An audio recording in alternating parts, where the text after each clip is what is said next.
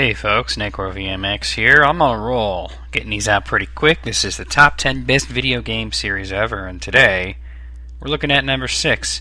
By the way, keep those wild and weird assumptions about the list coming. They're hilarious.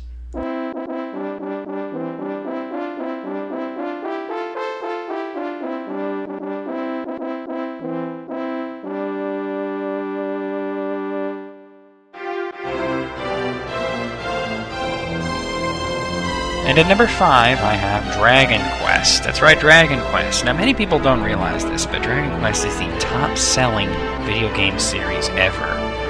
Though most of the sales are in Japan, over here in America, it's really not quite as popular, and in Europe, it's virtually unheard of, with the 8th game in the series being the very first one to be released there. Man, they missed out on a lot. Here in America, we did miss out too, although we're finally catching up with the new DS releases of Dragon Quest V coming out in February, and Dragon Quest VI coming out soon. Now, many people, they don't know this, but it really does sell that much. It outsells, Final Fantasy, it outsells everything over in Japan. They're absolutely nuts about this series. And really, it's kind of weird to think about it, because Dragon Quest was created by a bunch of guys who basically as they used to be up until the 8th game. It was never on the cutting edge of graphics. It was always actually primitive compared to comparable games that came out at the time. And it was always really on the low curve of what graphics looked like in video games. But due to the rock-solid gameplay, the character designs by Akira Toriyama, the music, it's just gained an insane amount of popularity. Dragon Quest 3 and Dragon Quest 8 are two of the top-selling best video games ever in Japan. As a matter of fact, after Dragon Quest 3 came out in Japan, it was so ridiculously popular, so many people were skipping school, skipping work, they weren't getting anything done. They actually made it a law that they had to release these games on a weekend. It's actually a law that you have to release a Dragon Quest game on a weekend because so many people would not show up to school or work because they're going to stand in line and get the latest Dragon Quest game. Now, that's popularity. Sure, you hear that happening here for systems. You hear people lining up around a block, sitting there for days on end trying to get the Nintendo Wii for Christmas or PlayStation 3 or whatever, but you don't hear that for single games. That doesn't happen. We're just better off ordering them off of Amazon instead of trying to do that. But in Japan it happens. Now, the very first Dragon Quest game did come to America called Dragon Warrior. There's a bunch of different stories as to why they changed it from Dragon Quest to Dragon Warrior. Some people think it has to do with Dragon Quest being a registered trademark of TSR. I think it was one of their pen and paper RPGs. Another story is that focus groups responded more to the idea of Dragon Warrior than Dragon Quest, though honestly I don't think they were doing too many focus groups for NES games back in 1987, so I don't know. But we did get the game, and although they botched the translation because because it's a fantasy-style game, they decided to make it appeal to, I guess, the Dungeons and Dragons crowd by changing it to an old English setting, and just generally changing the tone of the game. But it actually was popular, mostly due to the fact that anybody who subscribed to Nintendo Power, within the first year, got a free copy of Dragon Warrior, which was cool. So almost everybody had the game because everybody was getting subscriptions to Nintendo Power. And a lot of people got subscriptions to Nintendo Power because you got a free game. NES games cost $60. You didn't care what it was. It was a free game. People didn't care. And it really was one of the first RPGs to be released for the NES in America. Sure, there was The Legend of Zelda and such, and there was Adventure on the Atari before that. But this really, it started the whole trend of what you would call the traditional RPG with, turn-based battles and whatnot. And we got Dragon Warrior 2, 3, and 4, which were all on the NES. But, there was the law of diminishing returns because not that many people got the next game as got the one before it, so there was some diminishing returns involved.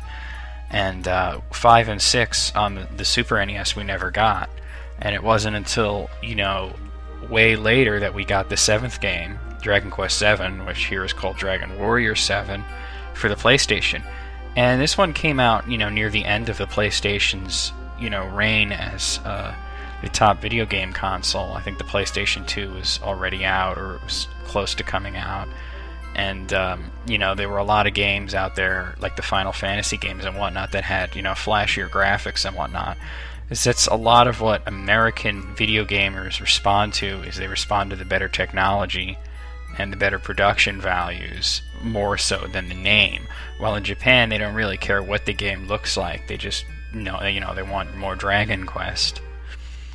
So, then Dragon Quest VIII came out, and that was the first one to be released after Enix, which is the company that makes the series, bought Squaresoft. And Squaresoft is probably, the name that most people in America at least associate with role-playing games. In Japan, it's probably Enix.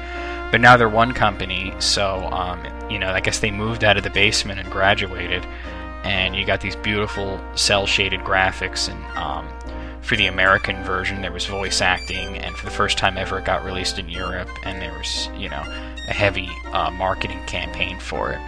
But in the end, it still felt like Dragon Quest. They didn't tarnish it at all. Even though it had flashy graphics and this lush storyline and cutscenes and everything, it still felt like you were playing a Dragon Quest game.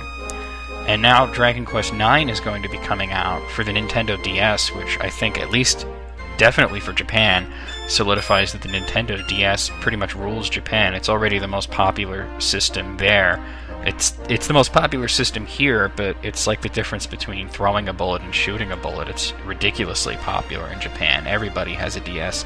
They actually average one per household. I mean, imagine that. That's nuts. That's absolutely nuts. And they're looking to sell even more. And now Dragon Quest IX, which is going to be like the biggest game ever in Japan, is coming out for that system.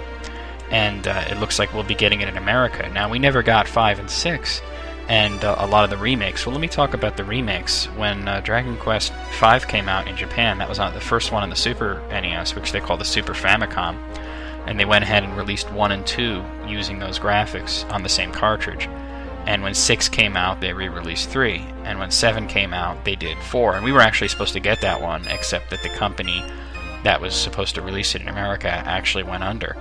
And they closed their doors, so we never got the PlayStation Dragon Quest 4. But then they've been coming out for handhelds. We got Dragon Quest 1 and 2 on the Game Boy Color, and we got 3 on the Game Boy Color, and we got 4 on the DS. And for the first time ever, 5 is coming out in February for the DS. And it looks like 6 will also come out, so we'll finally have the whole series. And there's also spin-offs. There's Dragon Quest Monsters, which is almost kind of like a Pokemon-style game with the monsters. And there's Rocket Slime, which is... there's actually been 2 games so far, the one on the Game Boy Advance and one on the DS, which is sort of a simplistic action game that's a lot of fun to play. And there's the Tornico's Dungeon games, which are amusing to say the least, although most of those haven't come out here in America. So, I mean, Dragon Quest has been this huge phenomenon that we've been mostly unaware of. I've played all the games, and they're all amazing, and my favorites are 4 and 8, by the way. But, man, every single one of them is really a joy to play. Sure, it's slow, and the graphics are clunky, and they're way too long by most people's standards, but this is the kind of shit I love. For some reason, it just brings joy to me. Well, that's number 5 on my list. See you soon with number 4.